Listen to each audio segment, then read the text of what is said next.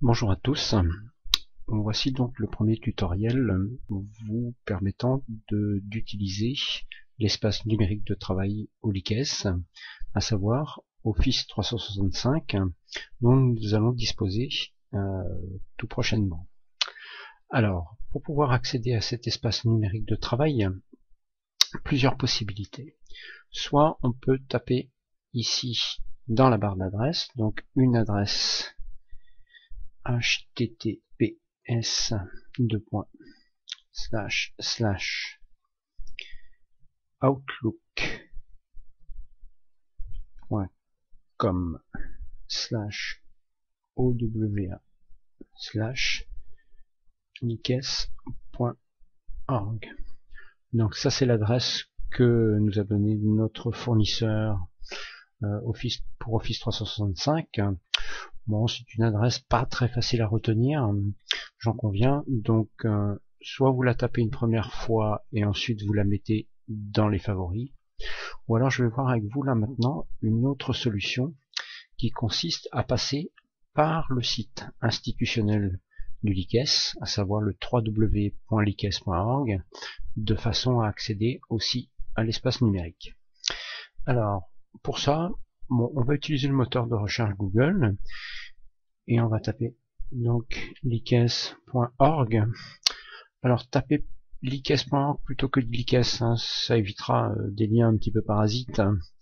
Donc en tapant lices.org et en lançant la recherche, donc on va se retrouver avec ici un certain nombre de résultats, l'accès à la page d'accueil du site du LICES, ou l'accès à la page espace numérique, donc toujours du site du LICES. Alors nous on va passer par la page d'accueil.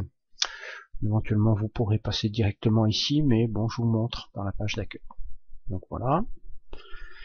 Et sur la page d'accueil, on va retrouver le nouveau bouton espace numérique. Voilà. Et donc maintenant l'accès à l'espace Office 365. On peut par ici aussi, maintenant vous le connaissez, accéder à Pronote. Donc voilà. Et lorsqu'on a cliqué donc sur ce bouton accès à Office 365, on se retrouve avec une boîte d'authentification comme on avait pour jusqu'à présent pour le mail. Alors sur cette boîte d'authentification, on va utiliser un compte d'utilisateur, soit un compte de prof, soit un compte d'élève. Alors nous on va utiliser donc un compte de prof, donc démarrant par P. Ici il s'agit de P Penfret, que vous connaissez maintenant, qui est un compte de test que j'utilise pour les essais sur Office 365. Le mot de passe donc qui va avec le compte d'accès au réseau et au courrier électronique, et on ouvre une session. Message, je ne demande pas d'enregistrement de mot de passe, et voilà, on va démarrer sur la page d'accueil de l'espace numérique qui est la page de courrier électronique. Petite chose, j'utilise plutôt Firefox comme navigateur ou Internet Explorer pour accéder à l'espace numérique. Le navigateur Chrome nous a posé quelques soucis pour notamment l'accès à ce site au moment de l'authentification. Donc vous conseillerez plutôt Mozilla Firefox ou Internet Explorer. Alors cette page, première page par laquelle on accède, c'est donc la page du courrier électronique. Donc on retrouve le nom de l'utilisateur, la boîte de réception, les brouillons, les messages envoyés, les messages supprimés, etc. En partie centrale ici, on va avoir les intitulés des messages reçus. Et lorsque je clique sur un message, on se retrouve ici à droite avec le corps du message. Bon, il y a possibilité de changer cette disposition, de mettre les intitulés au-dessus, les messages en dessous. Bon, c'est quelque chose que vous apprendrez assez rapidement par un petit menu que je vais montrer tout à l'heure. Donc voilà, donc ici on peut utiliser le courrier électronique comme on l'utilisait jusqu'à présent. à partir d'un message, les boutons répondre, répondre à tous, transférer.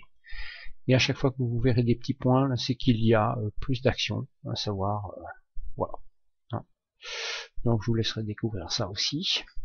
Pour écrire un message, nouveau message, et on va se retrouver avec, ici dans cette zone, donc la possibilité d'envoyer des messages avec toujours le bouton A, le bouton carbone copie permettant de chercher les correspondants.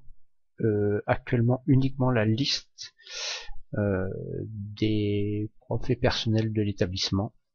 Je n'ai pas fait apparaître la liste des élèves. Bien, voilà. Et puis donc les boutons envoyés, et ainsi de suite. Hein, tous les boutons qui vont avec l'envoi de messages, toutes les commandes du moins. Donc voilà.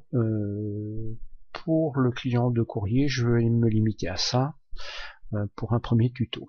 Juste une petite chose quand même. Ici, deux boutons.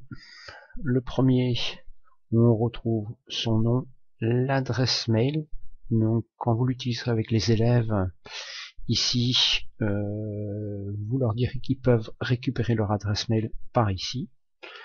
La connexion à la messagerie instantanée qui n'est pas activée pour l'instant. Et puis voilà, ouvrir une autre boîte aux lettres, mais vous venez avec une, donc ça vous concerne pas. Et pouvoir se déconnecter. Mon site, c'est un accès à son blog. Bon, c'est quelque chose aussi qu'on verra un petit peu plus tard. Et ici, à chaque fois que vous aurez ce petit bouton là, il s'agit du paramétrage, des paramétrages qu'on a. Donc ici, on a les paramétrages, par exemple, les paramètres d'affichage dont je vous parlais tout à l'heure, les paramètres d'affichage du client de courrier. Donc on va pouvoir modifier. Donc dans la liste des messages, mettre le nom de l'expéditeur en premier ou l'objet en premier, dans le texte d'aperçu, l'afficher ou pas. Afficher sous forme de conversation avec le message le plus récent en premier, le message le plus ancien en premier. Ensuite, les volets de lecture, comme je vous disais tout à l'heure, hein, le volet de lecture à droite, en bas, le masqué, et ainsi de suite, tout un tas de paramétrages. Par contre, version d'Outlook Web App, hein, avec ce bouton-là, on peut utiliser l'ancienne version du courrier électronique. Attention, si vous cochez ici, tous ces boutons-là vont disparaître, donc vous n'aurez pas accès ni à l'échange de news, ni au OneDrive qu'on verra à l'occasion d'un autre tuto, ni au site, ni aux tâches. Vous n'aurez accès qu'au calendrier et au contact. Voilà, donc je vous déconseille d'utiliser ça et plutôt d'utiliser la nouvelle interface. Voilà donc pour une première présentation. Et lorsqu'on quitte, ne pas oublier de se déconnecter. Alors de temps en temps, il y a une reconnexion automatique, vous affolez pas, quand on ferme le navigateur en principe et qu'on ferme sa session, normalement quand on revient, il n'y a pas de souci, le navigateur s'est déconnecté de la session. Voilà, donc je vous dis à bientôt pour d'autres tutos. Et puis si vous avez des questions à me poser, n'hésitez pas, toujours par le courrier électronique. Voilà, à bientôt.